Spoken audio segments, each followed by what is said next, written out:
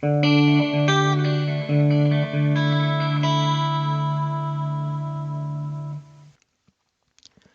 tuto a pour but de montrer l'impact des actions dans différents outils, les uns sur les autres. Euh, Nous avons implémenté depuis 2 semaines une automatisation ou un essai d'automatisation d'appel vers les personnes pour que, en fait, on puisse libérer un petit peu de bande passante aux équipes RM qui gèrent donc les techniciens on-site, que ce soit CDS ou les MCHS. Et un bon nombre d'appels sont créés via l'outil SRM PSA.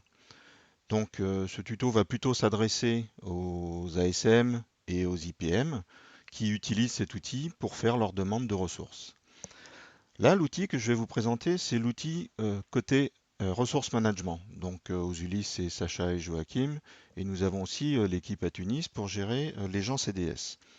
Et je vais vous montrer l'impact de vos actions que vous allez faire dans SRM PSA, comment ça va se traduire dans cet outil qui s'appelle ClickSchedule. Vous avez certainement déjà entendu le nom, mais pas forcément vu le design. Et vous montrer pourquoi certaines actions vont plutôt nous embêter et certaines actions vont être vraiment très bien. Donc juste pour la présentation de l'outil, nous avons ici une petite partie en haut qui s'appelle un Gantt, dans lequel on retrouve les différentes régions avec les personnes derrière. Bon là, je n'ai chargé que HP, donc j'ai pas de CDS, mais je pourrais charger les équipes CDS. Ici sur ma gauche, je peux charger les autres équipes. Donc ici nous avons donc le temps qui passe. Donc là j'ai un certain zoom. Donc là c'est gris, c'est samedi dimanche. Là on est un vendredi, c'est aujourd'hui d'ailleurs. On voit qu'il y a des couleurs qui peuvent nous alerter, enfin qui peuvent alerter RM sur certaines choses. Mais je vais me remettre à lundi prochain. Et donc voilà. Donc on a des zones blanches par exemple ici où bah, en fait c'est la disponibilité de la personne. Donc là cette personne-là est disponible et arbitrairement il y a une zone qui est mise ici, c'est la zone du déjeuner. Cette zone-là se décale automatiquement si on a besoin d'insérer une action qui est plus longue là, ça va la décaler. On voit un exemple ici, ça s'est décalé là. Ça ne veut pas dire que c'est obligé de prendre son déjeuner à 3h30. Ça veut dire que l'action rentre dans la journée, la personne va s'arranger elle-même dans son emploi du temps. On voit donc le gros pavé en couleur, c'est la task en elle-même, l'intervention que la personne doit faire. Et on voit souvent un petit peu avant et un petit peu après une petite bande. Cette bande, en fait, repère là où la personne, où on a déclaré son logement. Donc, parfois, on a déclaré le code postal de la personne, parfois, on a déclaré le code postal de l'agence. Ça a été en fonction des desiderata des personnes. Et donc, l'outil calcule directement le temps pour aller chez le client. Voilà, là, après, on peut démarrer l'action et le temps pour retourner chez soi. Donc, ça, c'est la vue ce qu'on appelle le Gantt. On a aussi éventuellement des petites zones de couleur comme ça, là, on sait que ces personnes-là sont d'astreinte pendant cette période-là. Voilà. Et en dessous, on a ce qu'on appelle la task list avec différents onglets qui fonctionnent avec des filtres en fait. C'est pour filtrer certains types de tasks si on ne veut pas tout voir d'un coup. Et task list, celui que je vous montre, c'est l'onglet principal où il y a tout dedans en fait. Alors, une première chose qui nous intéresse, on a ici, vous voyez, quelque chose qui est coché ou qui n'est pas coché. Donc, quand c'est coché, ça veut dire que ça a déjà été assigné à quelqu'un. Quand c'est pas coché, ça veut dire qu'il faut l'assigner à quelqu'un. Et ensuite, on a des couleurs. Donc, on voit on en a qui sont en blanc et on en a qui sont en rouge. Quand c'est en rouge, ça veut dire attention, quelque chose ne va pas au niveau des règles. Alors si on l'a assigné à quelqu'un, eh ben, ça veut peut-être dire qu'il n'a pas répondu pour dire je la prends en compte et le délai est déjà dépassé, donc on est incertain. On ne sait pas si la personne va vraiment aller chez le client. Euh, donc ça c'est si ça avait été coché. Là c'est pas coché et c'est en train de nous dire ben attention, celui-là on aurait déjà dû l'assigner, on ne l'a pas assigné, donc c'est une alerte.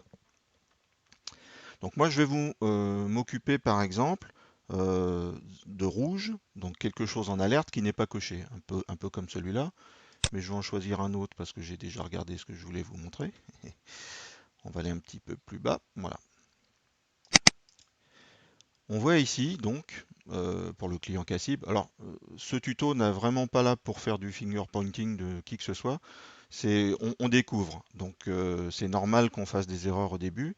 Et le but justement de ce tuto, c'est euh, de rectifier cela et d'essayer de trouver des meilleures pratiques possibles pour que après l'automate puisse fonctionner correctement. Parce que je rappelle bien que le but, c'est que certaines tâches soient automatisées directement par l'outil et assignées directement par l'outil au MCHS ou au CDS. Donc je vais par exemple prendre celui-là. Donc si je double-clique dessus, ça m'ouvre une fenêtre avec plusieurs onglets. Donc dans mon premier onglet, par exemple, je peux voir le numéro de subcase qui va m'intéresser pour aller voir dans côté SFDC si on veut voir un titre. Donc ça c'est voilà. On sait que c'est une tâche proactive. On est open, donc ça veut dire qu'on ne l'a pas encore assigné à quelqu'un. Et puis il y a quelque chose qui peut nous intéresser ici, c'est la case pinned. Donc là on voit qu'elle n'est pas cochée, mais en fait cette case ne se renseigne que quand l'appel est vraiment assigné à un technicien. Donc là comme il n'est pas assigné, par défaut c'est jamais coché. Donc ça je peux aller le voir directement dans SFDC. Donc je prends mon numéro de caisse. Alors j'ai déjà préparé la fenêtre, hein. En cherchant le numéro de caisse, je vois la task ici. Donc quand j'ouvre la task, je peux aller voir ce qu'il y a dedans. Et je vois que la case Pin Appointment, elle a bien été sélectionnée. Donc j'ai aucun souci avec ça. Donc voilà. Voilà ce que me renseigne le premier onglet. Le deuxième onglet est super intéressant. On se retrouve ici avec 3 dates. Alors que la personne qui a fait la demande dans SRM PSA n'a renseigné que 2 dates. Alors on peut retourner sur la task pour voir les dates qui sont renseignées, par exemple. Donc je vais descendre un petit peu. Non, c'est là.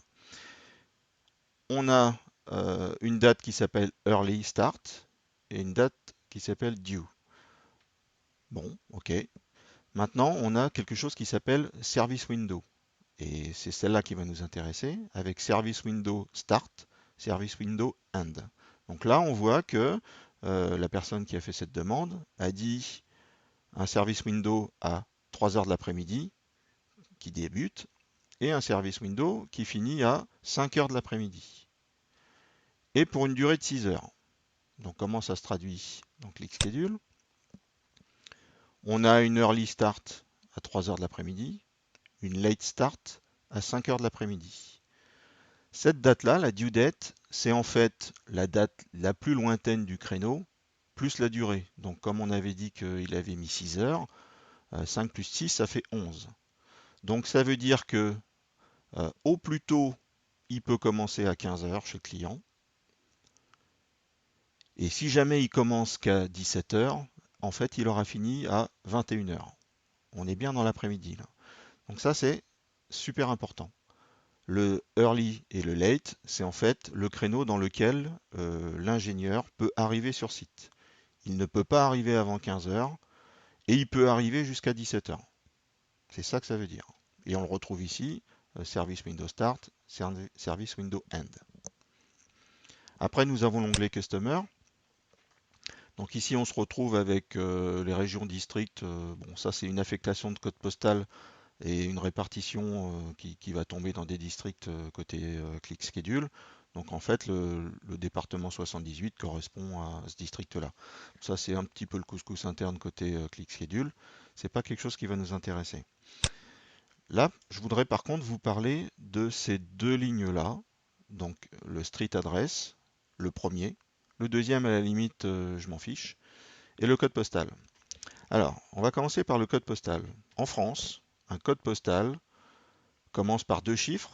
Vous allez dire que vous savez tout ça, mais je vais quand même vous le répéter. Ça commence par 2 chiffres. Ces 2 premiers chiffres-là sont le département. Les 3 chiffres suivants désignent la ville. Le dernier chiffre, qui est ici un 0, doit toujours être un 0. Quand on n'a pas un 0, ça veut dire que ce n'est pas un code postal valide au sens la poste du terme, ça veut dire que c'est un CEDEX. La seule exception, c'est Paris par exemple, qui a des arrondissements où on a 75 001, 002 pour dire le numéro de l'arrondissement. Et ça, c'est bien connu par la Poste. Par contre, si on avait eu par exemple 78 282, ça serait considéré comme un CEDEX.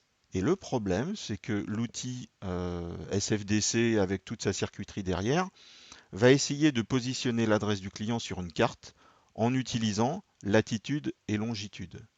Donc là, on voit qu'il a positionné une latitude et une longitude. Si j'avais eu autre chose ici derrière, il y a de fortes chances qu'ici, il ne m'ait rien trouvé. Les champs auraient été vides. Donc comme on parlait d'automatisation, eh bien si le robot ne sait pas situer sur la carte précisément où est le client, déjà l'automatisation ne va pas fonctionner. Donc un point vraiment à faire attention, tant que vous le pouvez, si vous pouvez rectifier. Alors, il ne faut pas remplacer le chiffre par un zéro parce que c'est pas, les deux chiffres précédents ne sont pas forcément les mêmes en fonction du code postal. Donc, il faut vraiment se renseigner sur le code postal et voir si vous pouvez rectifier. Il y aura un travail à faire ultérieurement parce que tout ça, évidemment, c'est feedé par la base SAP où il y a les numéros de contrat, où il y a les adresses clients. Et si déjà à la base SAP est renseigné avec un CEDEX, forcément SFDC va voir le CEDEX et va vous le proposer. Donc je vous enjoins à éventuellement voir avec les équipes de compte quand il y a des nouveaux contrats, des nouvelles adresses à renseigner, faites-le bien en respectant ça. Et ensuite, je vous ai parlé des lignes d'adresse. Donc là, on a deux lignes d'adresse. Nous, aux Ulysse, on a l'habitude d'écrire, par exemple, zone industrielle de Courtabœuf, première ligne, deuxième ligne, 1 avenue du Canada. Alors c'est pareil, le robot, bah, lui, il va regarder la première ligne et il va chercher zone industrielle du Courtabœuf. Et le problème, c'est que zone industrielle de Courtabœuf, eh ben, c'est grand. Donc il va être incapable de géolocaliser l'endroit précis, le 1 avenue du Canada. Donc s'il n'est pas capable de localiser, à nouveau on aura latitude et longitude vides et le robot ne pourra pas affecter automatiquement, enfin ça sera une des raisons pour lesquelles le robot ne pourra pas affecter correctement une tâche à quelqu'un. Donc là on voit qu'on a les coordonnées, c'est impeccable, le robot va pouvoir travailler. En dessous on n'avait rien de plus. Ressources. Ici on a deux blocs très intéressants. On a Required Resource ou Preferred Resource. Euh, Côté SRM-PSA, je crois que c'est pas marqué Preferred, ça doit être marqué Suggested. Donc, c'est quoi la différence? Si jamais vous mettez Suggested Resource, le robot va essayer d'assigner l'appel à cette personne-là. Si cette personne-là n'est pas dispo dans le créneau demandé, eh bien, il va essayer de trouver quelqu'un d'autre, et s'il trouve quelqu'un d'autre de libre, il va l'assigner à quelqu'un d'autre. Par contre, si vous marquez Required Resource, comme là c'est le cas, le robot va essayer de trouver la disponibilité de Rémi dans le créneau demandé. S'il n'est pas dispo dans ce créneau-là, il l'assigne à personne et il tombe dans les rouges derrière, comme je vous ai montré, pour signaler à RM, attention, on n'a pas pu l'assigner automatiquement, va voir, il y a peut-être quelque chose qui ne va pas. Donc là, on veut vraiment cette ressource. Quand on est en suggested, pardon, on propose une ressource. Elle est dispo, tant mieux. Elle n'est pas dispo, essaye d'en trouver une autre automatiquement. Et si tu trouves quelqu'un d'autre, c'est tip top. Donc c'est vraiment important ces deux-là. Maintenant, les skills. Donc, quand on fait une demande de ressources dans SRM PSA, on a deux skills à entrer. Une skill qui parle du support, donc les compétences. Là, en l'occurrence, c'est IT Opération Advice and Consulting. Et on demande une ressource hardware. Donc là, on a demandé du Proliant. Alors, il faut savoir que on a mis certaines limites à l'automate pour qu'il ne fasse pas tout et n'importe quoi en France. Nous avons simplement mis deux skills possibles pour les MCHS, à savoir 3 parts Star Ones. Donc ceux qui savent faire les deux ont les deux, ceux qui savent en faire qu'un des deux n'a que celui des deux qui sait faire. Donc l'automate, on le bride à ça. Parce que en fait, on ne veut pas faire toutes les installations, tout ça.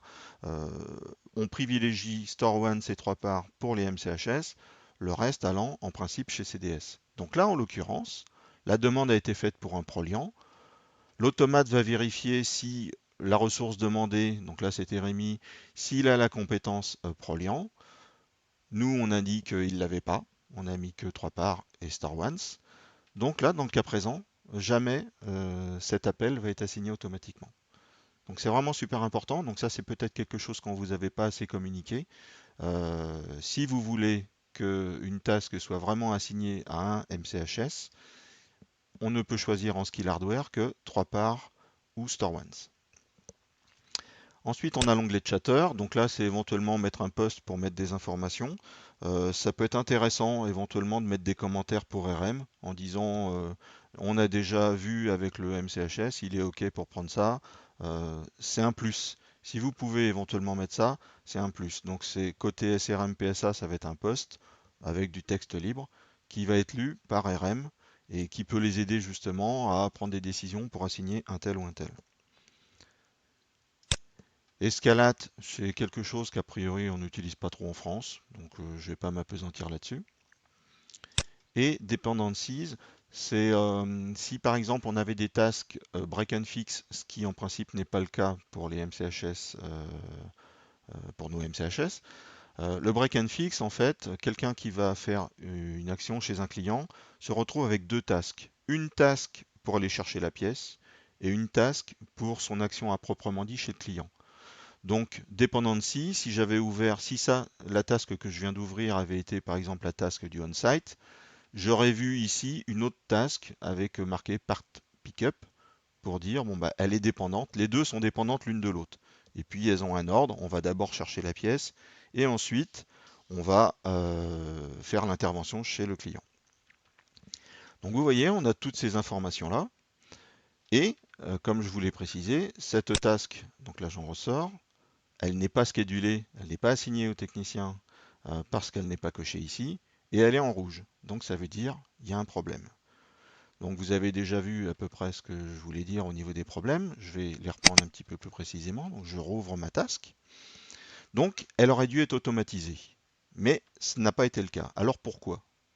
Je vais revenir sur l'onglet Time. Donc on a vu qu'ici au niveau par exemple, Customer, au niveau d'adresse, on n'a aucun problème. Donc c'est pas à cause de l'adresse. Par contre, dans l'onglet Time, on a ça qui est demandé. Donc, pour revenir à ces deux dates-là, on demande à ce que la personne arrive chez le client entre 3 heures de l'après-midi et 5 heures de l'après-midi pour travailler 6 heures. Si je vais voir ce jour-là, eh bien, le problème, c'est que, pardon, je vais glisser un petit peu, voilà.